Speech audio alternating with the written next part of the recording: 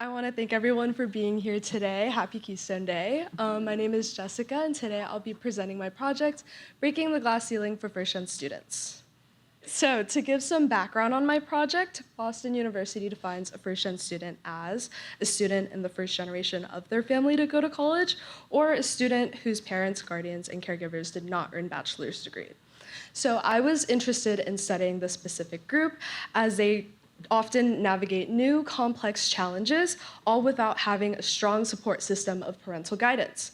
And even though a lot of support systems exist within institutions, they often face challenges with knowing when to reach out for help.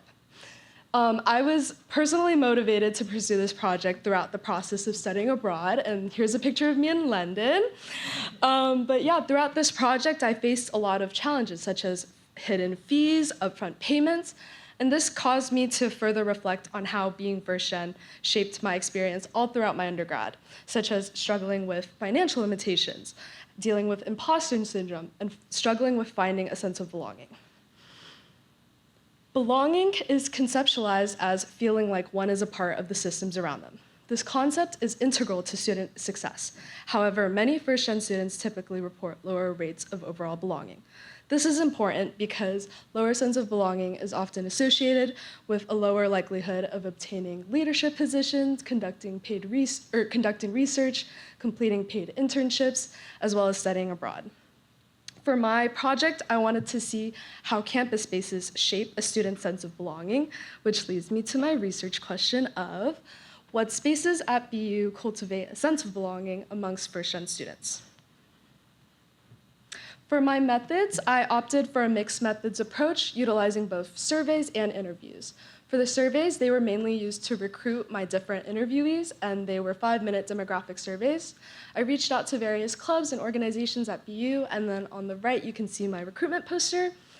And then for the interviews, they were 30 to 45-minute conversational interviews with non-first year first-gen students at BU.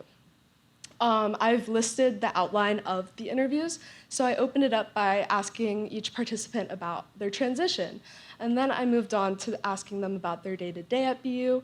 And then to wrap up the interview, I asked them to reflect on their use of campus spaces.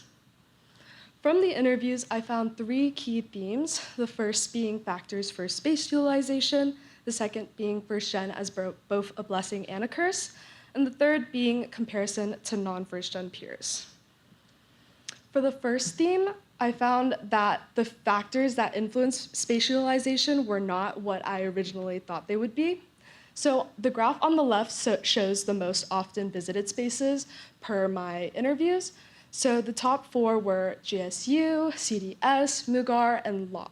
Something that I found that was interesting, however, was that a key factor of whether or not a student chose to utilize a space was the convenience of location. This is demonstrated by the quote that I put at the bottom, as Angie says, "It's generally just like proximity. I have classes at Sargent and work in CDS. So typically, I'll just chill in CDS or Sargent, just because it's on my way." This was really surprising to me because I thought it would be a lot more motivated by the space characteristics rather than just location. Another key factor that influenced space utilization, however, was first-gen students typically gravitated towards isolated and quiet spaces.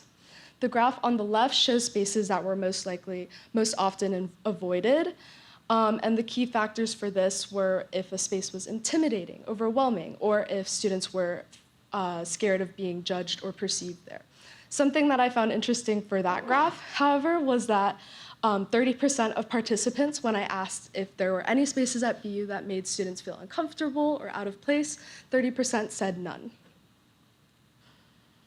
All right, and then moving on to my second theme, as first gen as being both a blessing and a curse, I asked all of my participants the following question: do you feel like your identity as a first gen student has created any barriers to resources or limited any opportunities for you? And then this is an example of one of the responses. I think the audio is not quite working, but I have it on my phone, so I'm going to try to play it out. In the sense that because I see a lot of Okay. I think being first gen limited me in the sense that because I see a lot of my peers be able to have internships at their parents' place at work, like that is not a story I can relate to. But on the other hand, being a first-generation student has not limited me. I think because my parents didn't go to college, I'm still here. And for a lot of my peers, both their parents went to college, both their grandparents went to college, and that's their lives, but I'm still here. I'm still in the same room that they are, so it's like, that didn't stop me. Yeah, I think this quote summarizes a lot of what the students reported. And as Alex says, even though she doesn't have the same connections and networks as her peers, she's still here and there's a special resilience to her spirit.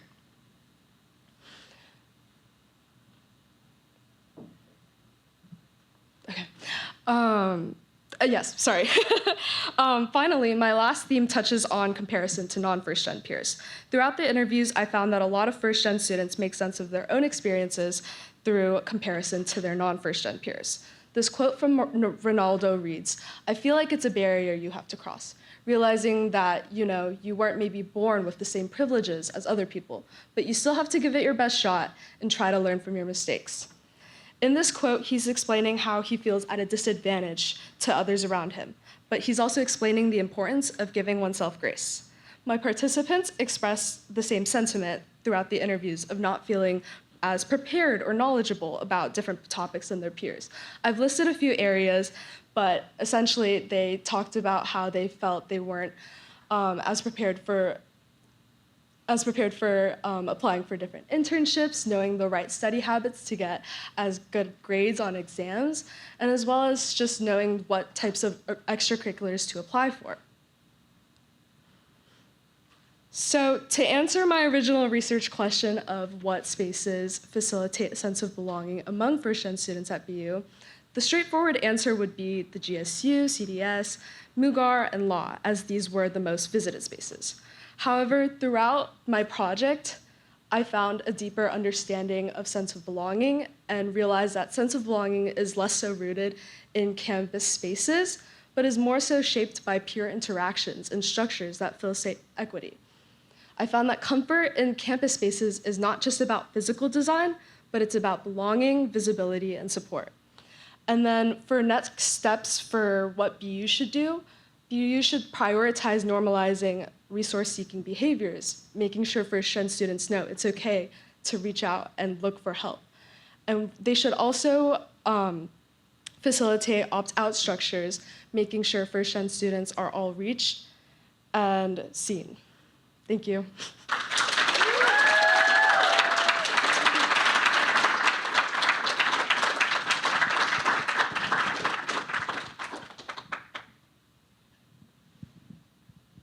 Any questions for Jess? Can you describe, well, first, great job, but also, can you describe more what you mean by opt-out structures? Like, what exactly does that mean? So in a lot of my interviews, I had participants say like they wish that these different organizations that provide support, such as the Newberry Center and the Yawkey Center, made appointments with them first, rather than them having to go and seek it out. Because that's just like another layer and another thing on their to-do list of what they need to do to find support. But if programs just automatically enrolled every student or every first-gen student in these like programs that help support, that like removes a layer of like seeking out support. Yeah.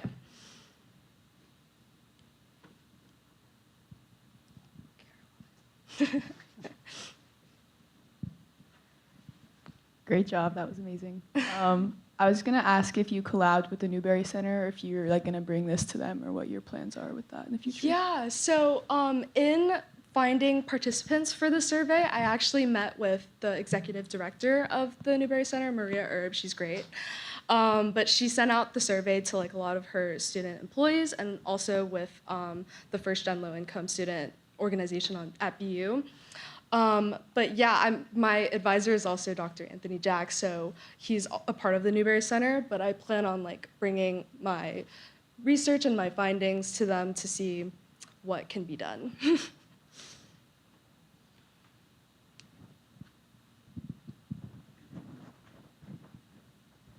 So, oh, that was loud.